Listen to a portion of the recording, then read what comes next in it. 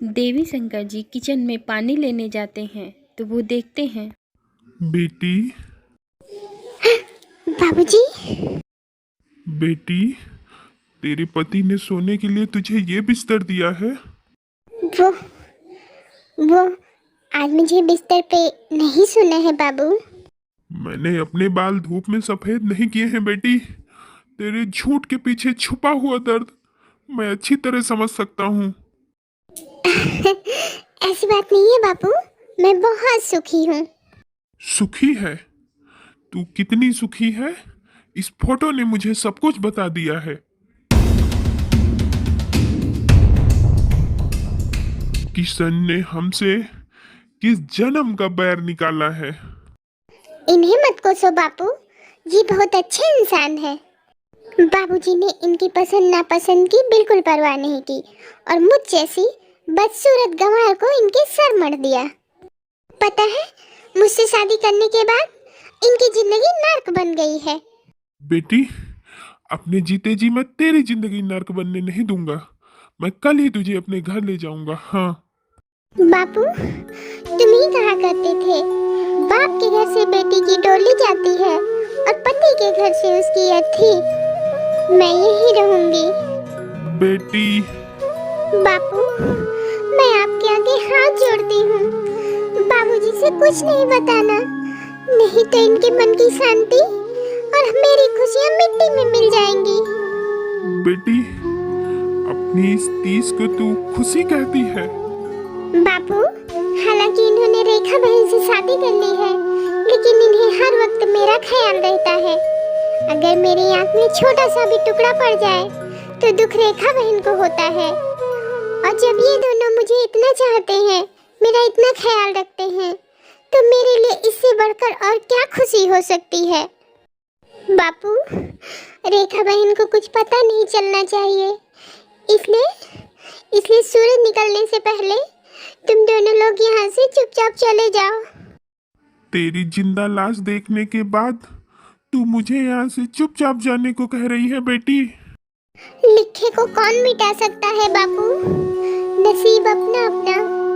आज मैं कम से कम इनके सामने तो हूँ।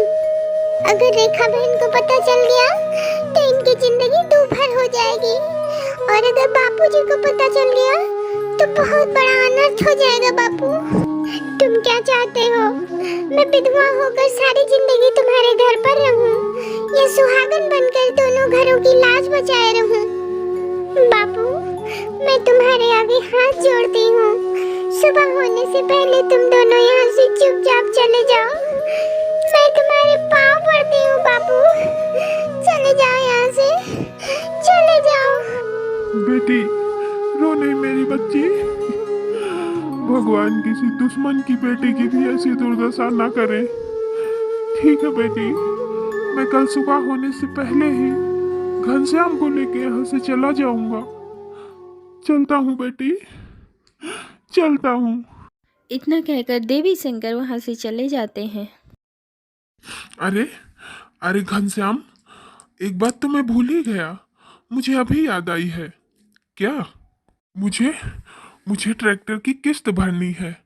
अगर किस्त नहीं भरी तो ट्रैक्टर वाले उठा ले जाएंगे। चल अभी गांव चलते हैं। अभी? पर राम से मिले बगैर कैसे जा सकते हैं? राम? अरे राम 3-4 दिन के बाद आएगा। ये काम बहुत जरूरी है, हमारी इज्जत का सवाल है। चल ना। ठीक है भाई, तेरी इज्जत हमारी इज्जत। राम कहाँ भागा जा रहा है? फिर मिलने आ जाएंगे। चल चल। देवी शंकर घनश्याम जी को लेके वहाँ से चले जाते हैं। फिर एक दिन राम को नींद नहीं आ रही थी और वह टहल रहा था। ए जी, तुम इतने परेशान क्यों हो रहे हो? वो लोग चले गए। पुष्पा, पुष्पा, मुझसे बहुत बड़ी गलती हो गई पुष्पा। समझ में नहीं आ रहा इस उलझन को कैसे सुलझाऊं। उलझन? कैसी उलझन? आखिर तुमने किया ही क्या है? ये सवाल तुम पूछ रही हो? मैंने तो वो पाप किया है जिसे भगवान भी माफ नहीं करेगा। पुष्पा, मैं ये सोचता रहा कि तुम मेरे काबिल नहीं हो, क्योंकि मैंने सिर्फ तुम्हारी सूरत देखी है। पर आज मुझे पता चला कि सूरत ही सब कुछ नहीं होती। सीरत ही सब कुछ होती है। और सच पूछो तो मैं ही तुम्हारे काबिल नहीं हूँ पुष्पा। तुमने इतने दुख झेले, तकलीफें झेली और उफ तक नहीं की, और मुझ जैसे राक्षस को देवता मानती रही। क्यों पुष्पा, क्यों? इसलिए कि इसमें गलती तुम्हारी नहीं, मेरे नसीब की है, जो मुझे यहाँ तक घसीट लाया और तुम्हारी हंसती खेलती दुनिया में जहर घुल गया। जहर तो मैंने घोला है तुम्हारी दुनिया में। मैंने तुझे कोई भी सुख नहीं दिया जो एक पति देता है। आज मैं सबको बता दूंगा कि तुम ही मेरी पत्नी हो, तभी मैं चैन से मर सकूंगा। नहीं नहीं, ऐसा शुभ नहीं बोलते जी। मुझे मुझे माफ कर दे पुष्पा, मैं बहुत शर्मिंदा हूँ। मुझे माफ कर दे पुष्पा। रोते नहीं जी, मैं तुम्हारी आंखों में आंसू नहीं देख सकती, चुप हो जाओ। राम अपनी पत्नी को गले लगा लेता है। तभी वहाँ पुष्पा! उल्टा नीच, तेरा पति तुझे छोड़ के चला गया या तू अपने पति को छोड़कर चली आई? तू औरत है? थू! मैं तुझसे तेरे पति को मिलाने की कोशिश कर रही थी और तूने मुझसे मेरा ही पति छीन लिया। चुड़ैल, हर शुक्रवार को मंगलसूत्र की पूजा किया करती थी कि मेरा सुहाग उजाड़ सके। बोल, जवाब क्यों नहीं देती? बोल। अब तू मेरे घर में 1 मिनट भी नहीं रुक सकती। मैं तुझे धक्के मार के बाहर निकालूंगी। नहीं निकल, रेखा, हट जाओ। ऐसा मत करो। छोड़ो मुझे। रेखा मेरी बात निकल सुनो। जा इस घर से। बात सुनो रेखा। हट जाइए। रेखा राम को कमरे में बंद कर देती है और पुष्पा को बहुत मारती है। मैं तुझे जिंदा नहीं छोड़ूंगी। निकल जा यहाँ से। निकल जा यहाँ से। कमीनी, तूने मेरे ही पति को नागिन बन के डस लिया। निकल जा यहाँ से। निकल जा यहाँ से। राम दरवाजा तोड़ के बाहर आ जाता है। इतनी हिम्मत, कमीनी, मैं तुझे नहीं छोड़ूंगी और मैं तेरी जान ले लूंगी। रेखा छोड़ो मुझे, छोड़ो इसे। आज छोड़ो। मैं इसको नहीं छोड़ूंगी। बात सुनो मेरी कमीनी, बात तो सुनो। आज तू जिंदा नहीं बचेगी। होश में आओ रेखा। इसका कोई गुनाह नहीं है, इसका कोई कसूर नहीं है। इसका कसूरवार मैं हूं, मैं। हाँ, मैं ही इसका खोया हुआ पति हूँ। इतना सुनते ही रेखा के पैरों के नीचे से तो जैसे जमीन ही खिसक गई। क्या? तुम ही उसके पति हो? हाँ हाँ हाँ, मैं ही इसका पति हूँ। धोखेबाज, फरेबी, मक्कार, तुम हमारी जिंदगियों से खेलते रहे हो। मैं तुम्हें जिंदा नहीं छोड़ूंगी, जिंदा नहीं छोड़ूंगी मैं तुम्हें। रेखा चाकू उठा लेती है और राम की तरफ बढ़ने लगती है। नहीं रेखा बहन, ये तुम्हारे पति है, तुम्हारा सुहाग है, तुम्हारे भगवान है। मारना है तो मुझे ही मारो। तुम्हारी हरी भरी गृहस्थी में आग लगाने वाली तो मैं हूँ। मारना है तो मुझे मारो बहन, मुझे मारो। नहीं, हट जाओ पुष्पा, मारो मुझे, मारो, तभी मेरे पापों का प्रायश्चित होगा। मैं कहता हूँ मारो मुझे, मारो। नहीं रेखा बहन, नहीं, मैं अभी यहाँ से चली जाऊंगी। मैं तुम दोनों के बीच में कभी नहीं आऊंगी। मैं वादा करती हूँ।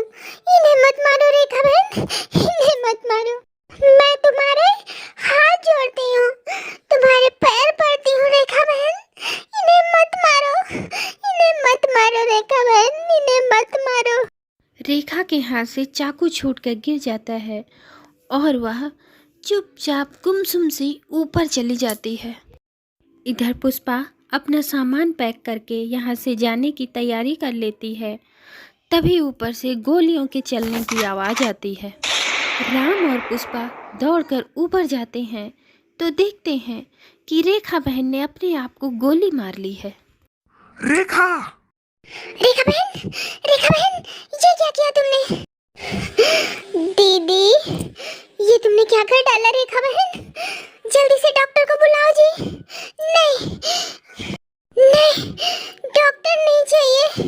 मुझे छोड़कर मत जाओ राम, मेरे पास रहो। रेखा, रेखा, रेखा, मेरे गुनाहों की सजा तुम खुद को देकर मेरे गुनाह को और बड़ा कर दिया, और बड़ा कर दिया रेखा। नहीं नहीं राम, संगम तो दो पवित्र नदियों का ही होता है, तीसरी को तो खोना ही पड़ता है। मैं अनजाने में तुम दोनों के बीच में आ गई थी। मुझे खोना ही होगा राम, मुझे खोना ही होगा। नहीं नहीं नहीं नहीं रेखा बहन, ऐसा नहीं होगा, ऐसा नहीं होगा। रोती क्यों हो दीदी? जोड़ी तो राधा और किशन की नहीं, किशन और रुक्मिणी की बनी थी। मैं तो राधा हूँ ना। मेरे कर्मों के लिए तुमने अपनी कुर्बानी क्यों दी रेखा, क्यों दी? नहीं, ये कुर्बानी नहीं, एक बड़ी बहन के सुख के लिए छोटी बहन का फर्ज था। इसकी गुनहगार तो मैं हूँ, मैंने इसका पति छीना है, मुझे इसकी सजा मिलनी ही थी। राम, तुम्हारी पत्नी बनकर मैंने कुछ दिनों का सुख तो पा भी लिया, मगर इस बेचारी ने तो दुख ही दुख सहा है। राम, तुम इसे इतना प्यार देना, इतना प्यार देना कि ये पिछले तमाम दुख भूल जाए। यही मेरी अंतिम इच्छा है, पूरी करोगे ना? दीदी, मैंने तुमसे वादा किया था ना कि मैं एक दिन तुम्हारे पति को तुम्हारे पास ले आऊंगी। दीदी, आज मैंने अपना वादा पूरा किया। इतना कहकर रेखा बहन ने पुष्पा का हाथ राम के हाथों में देकर अपना दम तोड़ दिया और इस दुनिया से हमेशा हमेशा की विदा ले ली। तो इस कहानी का अंत यहीं पे होता है। फिर मिलेंगे आप लोगों से एक नई कहानी के साथ। हमारे चैनल को सब्सक्राइब करें, वीडियो को लाइक एंड शेयर करें। फिर मिलते हैं आप लोगों से एक नई वीडियो के साथ। तब तक के लिए बाय बाय।